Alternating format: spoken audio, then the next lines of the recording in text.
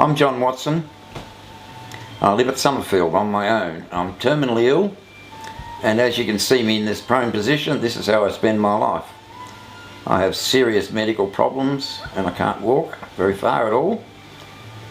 Now this morning I went to sleep at 5 a.m. and I woke up and I looked down on my stomach, and oh my God, here's a big fat brown snake right over my stomach, coming from this side of the chair over here. Now, for that to happen to a normal person even is just awesomely amazing for this to happen. Why is this snake on my chest? So anyway, and the fact that I didn't touch it or hit it or do anything, but your brain's very sharp. But I woke up instantly when I opened my eyes, and I imagine I woke up because I felt it on my stomach. I looked down and the brown snake's right across my stomach.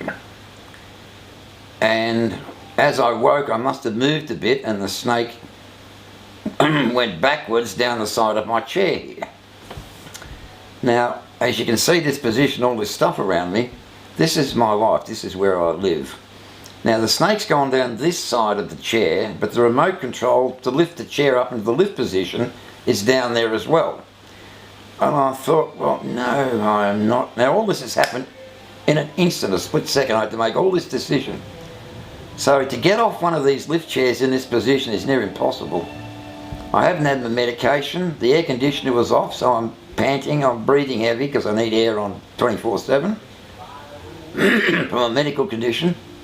I somehow got off this lift chair and I peed myself, whether you put that in, and I peed myself at the same time because I've got a prostate problem, and I guess in a bit of fear, and I thought, well, there's nothing I can do about it.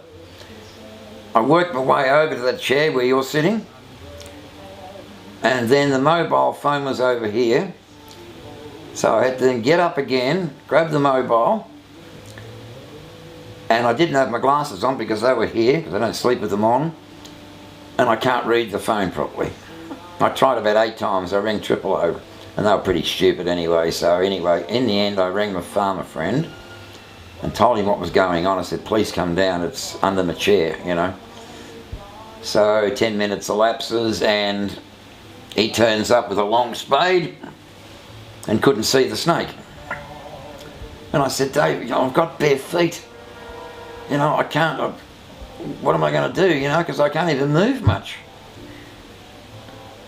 And he said, well, we'll have a look. And he starts looking around, and he looked behind the fridges and looked everywhere, and then he said, oh, I can see it, I think.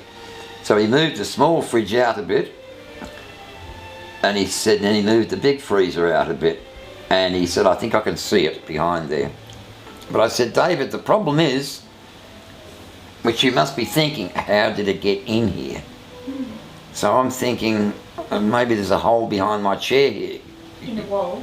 Yeah.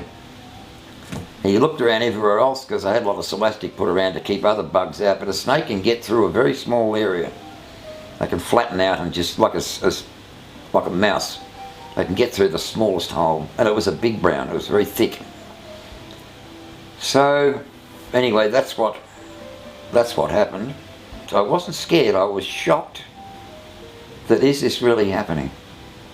That was the first thing. This was all instantaneous though, that was a split second. Yeah. Yes, it is happening, you're awake, and it was a brown snake. But I don't so much, it was the fear, it was the fact of, what do I do next? You know, what do I do? If I can't find the thing, what do I do?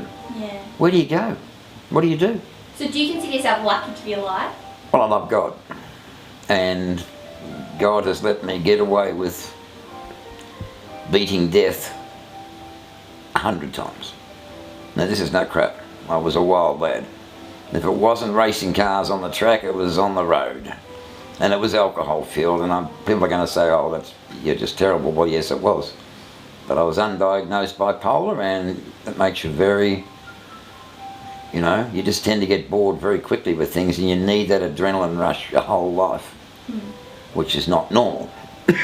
But I wasn't in charge of it. I didn't even know I had them, you know. I was bipolar until I was medicated, and then I got off the alcohol as well. I just couldn't stand having a drink now, I don't want it. and then pretty much beat the cigarettes as well. So I love God, don't believe in religion, but I do believe in God, because there's been things out here that I've seen, other animals that are, it's just too wild to be true, but I saw it. It happened. And I didn't have a witness for 3 of them. That's what annoyed me, that I'm running around scratching my head, my God, well, I've just watched something amazing and I don't have a witness.